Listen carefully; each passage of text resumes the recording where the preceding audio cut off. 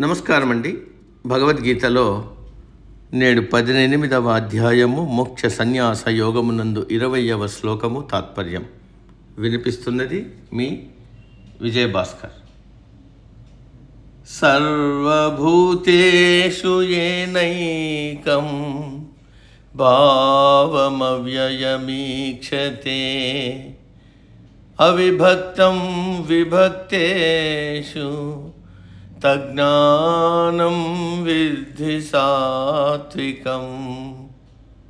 తాత్పర్యం: ఏ పని చేయడానికైనా ముందు జ్ఞానము వివేకము కావాలి.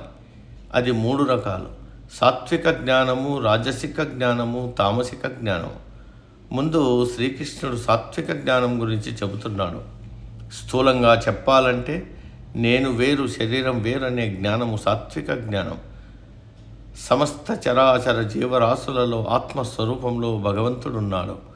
ఈ శరీరములు మాత్రమే వేరుగా ఉన్నాయి. శరీరము నశిస్తుంది కానీ ఆత్మస్వరూపం నశించదు. అది అవ్యయము. వీటిని ఆత్మజ్ఞానము, అసలైన జ్ఞానమని అంటారు. దానినే సాత్విక జ్ఞానమని కూడా పిలుస్తారు. అంటే ఈ జ్ఞానము మనకు లేదా అంటే మనకు ఉంది, కానీ ఆచరించము. అందరికీ అన్నీ తెలుసు కానీ ఏమీ తెలియదు. విన్నంతసేపు తెలిసినట్టే ఉంటుంది. పక్కకు తిరిగి రాగానే నేను వేరు, నువ్వు వేరు, వాడంటే నాకు ఇష్టం, వీడంటే ఇష్టం లేదని అజ్ఞానంలో పడతాం. దానికి కారణం మనం చూడటానికి కేవలం మన కళ్ళను మాత్రమే ఉపయోగిస్తాం. జ్ఞాననేత్రమును ఉపయోగించం. అందుకే ఈ జగత్తులో ఉండే జీవరాశులు, పదార్థములు వేరువేరుగా వివిధ ఆకారములతో, పేర్లతో కనబడుతున్నాయి.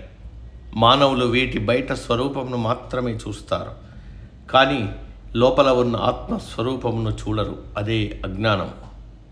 సర్వభూతేషు ఏనైకం అంటే అన్ని భూతములు ఒకటే, అన్నిటిలో ఉన్న ఆత్మ ఒకటే. ఆ విషయం తెలియడమే అసలైన జ్ఞానం. దానిని ఆచరించడమే విజ్ఞానం. సముద్రంలో అలలు ఉన్నాయి. అలలు అన్నీ సముద్రంలోనే ఉన్నాయి. అలలను కాకుండా సముద్రమును, అందులో ఉన్న అనంత జలరాశిని చూడాలి. అలాగే రకరకాలైన బంగారు ఆభరణములను, వాటి అందాన్ని కాకుండా అందులో ఉన్న బంగారము నాణ్యతను చూడాలి. రకరకాలైన కుండలను కాకుండా వాటిలో ఉన్న మట్టిని చూడాలి. రకరకాల ఆకారములతో, పేర్లతో ఉన్న మనుషులను కాకుండా వారిలో ఉన్న ఆత్మస్వరూపాన్ని చూడాలి. అదే అసలైన జ్ఞానం.